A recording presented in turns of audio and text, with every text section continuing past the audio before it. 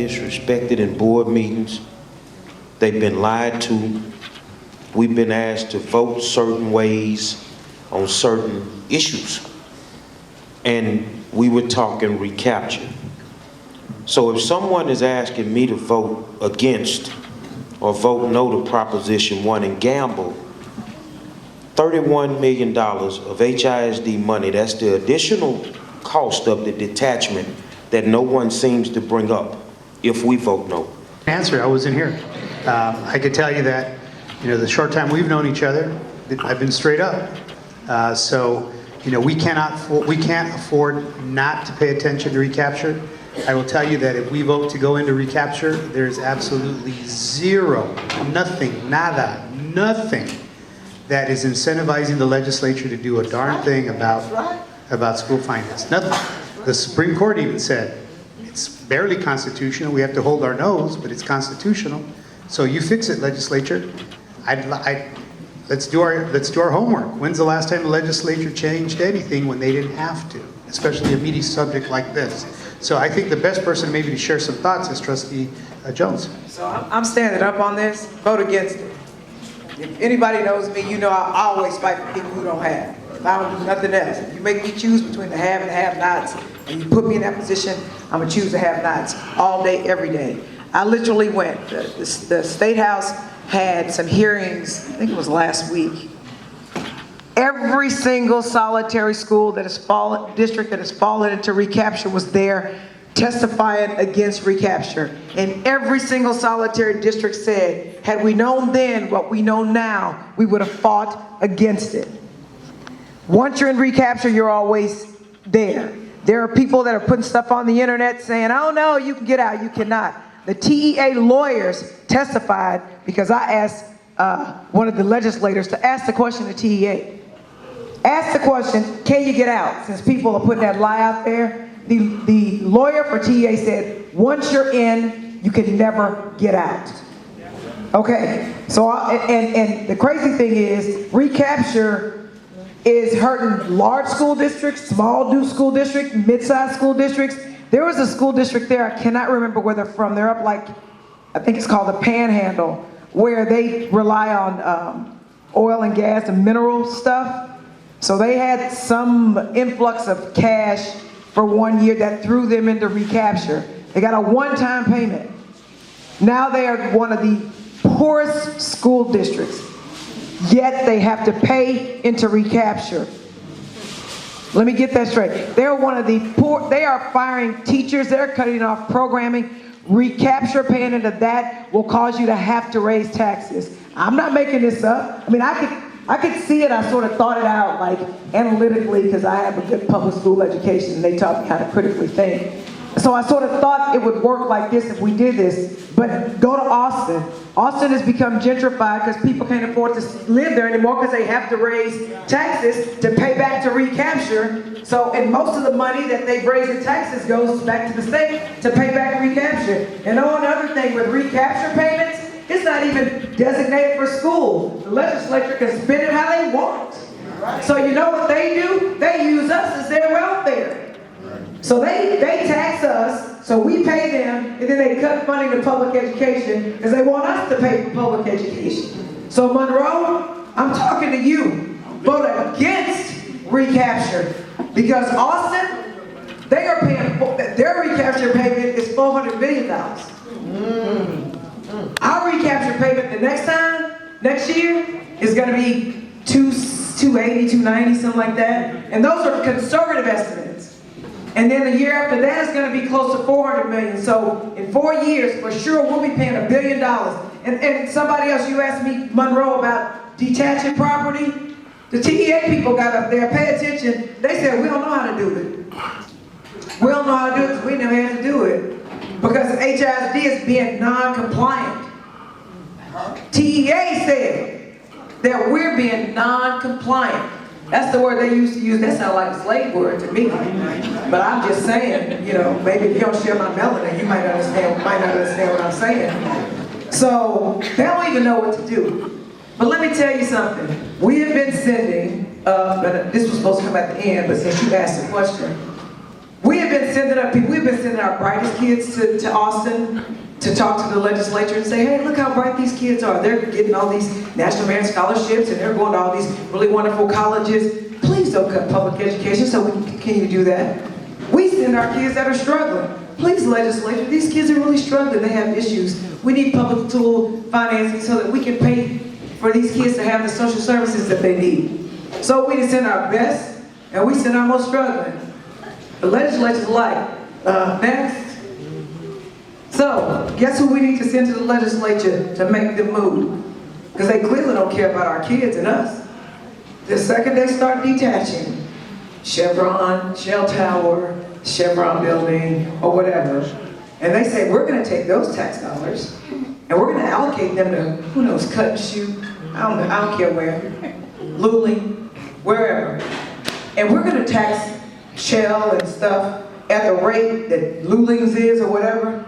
You know what's going to happen? The people that's going to go whine into the legislature, and then, you know what, they're not going to whine like us. Because all we can do is whine. Because when you negotiate from a position of weakness, it's called whining.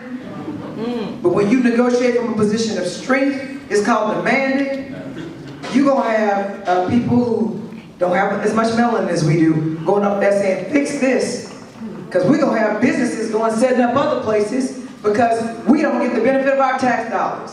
So I think we need to shift the paradigm and have the people argue, because they're not going to argue for it about public education, because they don't care about us either. They're going to go argue because it's about their money. So that's the answer to your question. That's what I'm saying. Initially, because that vote was 5-4 for the redraw the attendance lines, because some trustees think the attendance lines are fine. Well, if I were them, I'd think they were fine too. Right? And so since we are a policy board and not a like management board, we voted for it, but the administration, but now we have a new one. The previous administration presumed we did it for a reason, I don't know why. And so they went and talked to all the wrong people about the plan. for the attendance zones. You ain't got to talk about Lamar, I got you. Okay, I'm from here. I live around the corner. So, but my point is this. They have a plan in place. They're talking to trustees about what the expectations are so that they can have a plan. But it, you know, as my mother, as the nurse said when I was about to have my child, Jolanda, you didn't gain the weight in a day. So when you come out, it's not going to go away in a day. All I'm saying is it's not going to happen really quickly, but the attendance zones will be redrawn. That makes sense. So for example, the Lamar lines ain't going to come over. It's still Yates kids. With the Houston Foundation, and we were able to secure some investment. So this past year, we actually increased the number of career and college counselors that we added at the high school and some middle school levels, so that every high school had one. We saw a huge increase in the number of applications to universities, students signing up for ACT, SAT. So that was a really good step. Because we were able to show some positive results, I just met with those folks. We want to go after some more investment to actually move into the middle schools and to some elementary schools. The issue of counselors, the issue of librarians, and the issue of nurses are three huge support, what we consider ancillary support staff positions, because they're not directly instructing students, that in tight budgets are the first ones to get cut. But we know that they have a huge impact in creating the climate and culture for students to be able to stay and be successful. So that's one of the priorities that I'm going to share with the trustees as we go forward, and especially as we start talking about the budget development. What is it that we're going to invest our dollars in? I would really like to advocate for more counseling, more nursing, more social service work, more librarians, because we know that those actually work. So that's going to be part of the budget development conversation. Budget priorities. We have a system here where the money follows the student. And the perverse nature of that system, because I've been in a system like that before, is that you will have parents that will choose to send their students elsewhere. And it's not always because they're getting a better education, but it's based on what they're hearing, right? So the word of mouth, you don't want to send your child there, you don't want to go there, then you actually go there, and it's a great environment, it's a great school, great people. So that's the difficulty with an open choice system. That's one of the challenges, is that people will talk down certain schools. So part of that conversation, and part of why we've hired a consultant to come in and actually do an analysis about all of the feeder patterns in the zones, is to actually surface data that we can actually look to and say, okay, based on the data, these are the trends that we're seeing. Based on the trends that we're seeing, why are we seeing these trends? And then start getting into the hard questions about what would it look like if we change. See, that's a policy conversation that we need to bring some recommendations to the Board of Trustees.